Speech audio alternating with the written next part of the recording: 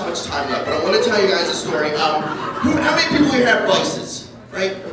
Let me ask it this way. Are there any drinkers here? Okay, I didn't say alcoholics. Calm down. She's like, 12 steps!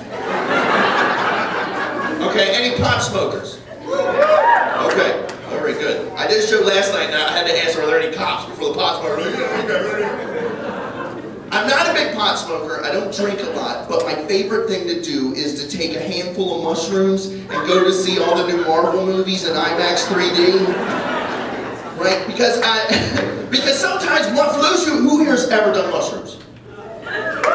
Okay, good enough. Like, so you people know that for those of you that don't, sometimes mushrooms can be a spiritual experience, right?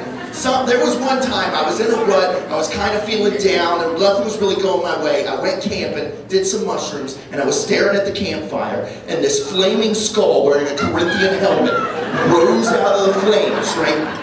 And it looked at my inner soul with burning balls of fire for eyes, and I heard reverberate through my entire being, marvel at what you can achieve. And then it went back down into the flames, right? And that's some heavy fucking shit right there, right? That's some stuff you tell your kids, right? You're like, hey kids, like that flaming skull always says, marvel at what you can achieve. Wipe those snakes off your face, you little scamp.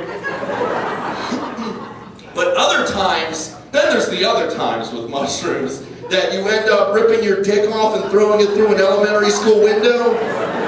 Did you guys hear about that? That was in the news, right? In Ohio, there was a man in Ohio, the police responded to a school alarm going off. They get there was a man naked on his knees. He had ripped off his dick, threw it through an elementary school window. Yeah. How fucking awkward was the call to Lost and Found the next day where they got like, hey, yeah, you guys didn't happen to find a dick in your science lab, did you? How big? What do you got? I want to tell you a story about one of those times, right? Now, usually I can handle my shit on my own in the movie theater. By handle my shit means that I'm there watching the movie like this, like, oh, wear your skin, Iron Man. Like, that's usually me handling my shit, right? So, I went to go see Star Trek Into Darkness in IMAX 3D, 10 a.m. opening weekend, right? And I had a quarter ounce of mushrooms. I'm gonna take all these fucking mushrooms, and I'm gonna go and see the movie, right? And my fiance was like, do you want me to go with you? And I was like, no, bitch. Daddy's got this, okay? So I went to the movie, I took my shrooms and I went and I sat down in the dark and I could start to feel it creep on, right? And those who've done shrooms, you know it's gonna be good when you start to see paisley, right?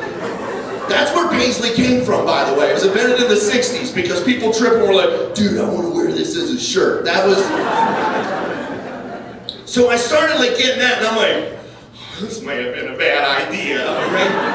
5 minutes into the movie, Earth is being destroyed. Buildings are exploding, falling over, crushing people. People are on fire, people screaming, just dying. I can't stop thinking about, man, my shoes are too tight. I need a new shirt. I should probably get a haircut. My grandmother's gonna die soon. I should call my dad, right? I am freaking the fuck out in this movie theater, right?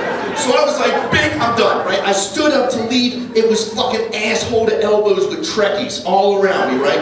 It smelled like Funyuns and poly-sided dice, like the whole fucking place. So I had to sit back down. I was like, well, I guess I'm gonna be in space for a little bit. 10 minutes into the movie, I couldn't take it anymore. I ripped off the 3D glasses and broke them into a million pieces and threw them on the ground, thinking it would keep the movie from getting into my head, right? But then 3 minutes later, I had to pick up pieces of plastic so I could try to read blurry Klingon subtitles. Right, so after like 20 minutes, I'm freaking out. I'm like, okay, I just need, you know what I need? I just need some human contact. If I could just touch somebody, that's all I need. Just something to ground me, just for a minute, right? And I look over next to me, and sitting right next to me was this random black guy, right? Did not know this guy from Adam, right? And I looked down, and I saw his hand, and I was like... And I reached down, and I grabbed his hand, and I intertwined my fingers with his. And I squeezed ever so gently, right? And this was the look he gave me. I looked over and he's like...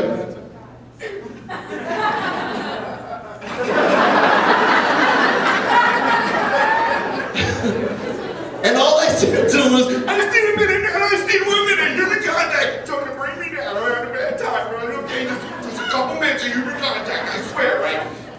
said was, "Take your time, man, take your time." Yeah, take your time, man.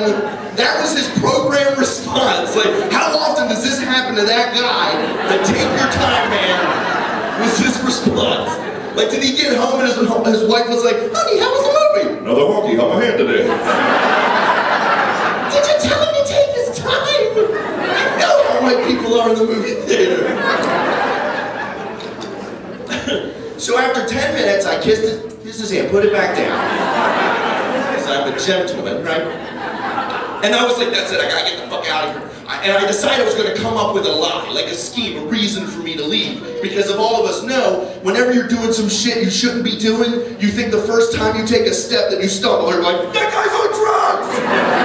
There he is, officer, take him away!" And then they whisk you away to a dare classroom for the rest of your life. So I stood up and I was like, "Ooh, so much soda.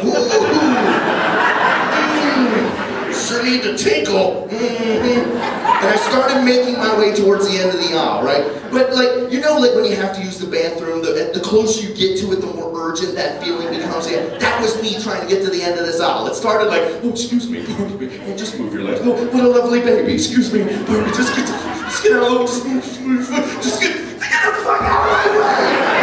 Now I'm in a full fucking sprint out to the parking lot, right? I didn't stop till I hit a tree in the middle of the parking lot, and I pulled out my iPhone and I was like, "Siri, call my fiancé!" And Siri was like, "Handle your shit, bitch." 5 minutes later, my fiancé pulls up, right? She winds down the window and goes, "Looks like somebody could use a drink," right? Now, by this point, I'm covered in caterpillars. I don't know, no fucking reason, right? For all I know, the caterpillars are like, "Come on, guys, she's having a bad trip. Let's live in a cocoon of comfort."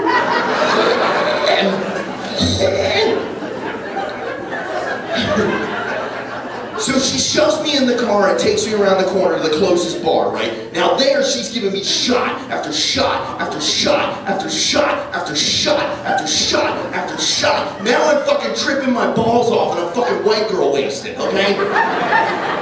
My mind is racing, but my body is that of a stroke victim. Like, nothing's coming out right.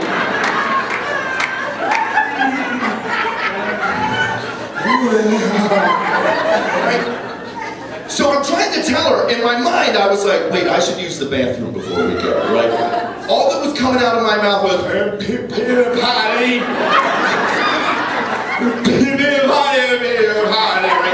And she just shoves me in the car and we take it off, right? 10 minutes later of me just going, and she's like, "Yeah, I like to party," right? And has no idea. She finally goes, "Oh, you have to use the bathroom." So she pulls to the Royal Farm that's closest to my fucking house, right? Now these people know my fucking face. They know my name, right? Because I'm in there for slushies and fried chicken all the fucking time because I'm a man-child, right? So I go to walk in, and like any of us who've ever been drunk before, you know that in your mind, you imagine you're the most sophisticated gentleman that's ever walked the face of the earth. In my mind, I walked in wearing a top hat and tails, and white gloves, and a monocle, and a cane, like, "Oh, excuse me, dear lady, I appear to be in need of your bathroom. Might I use the one on the premises by chance, right?" What really happened was I shambled in like a fucking extra from The Walking Dead, just came in like...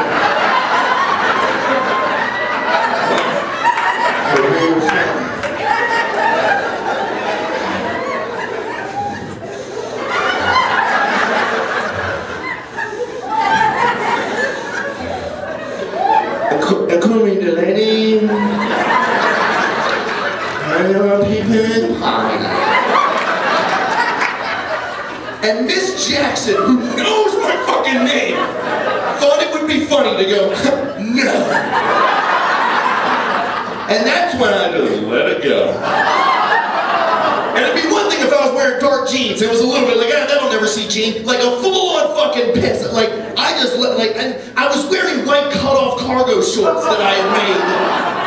So it was just dark spot and then river of shame just going around me. And it was deep. It was one of those ones where you get the fucking chill down your back, like you're a fucking unicorn drinking at a lemon. You're just like...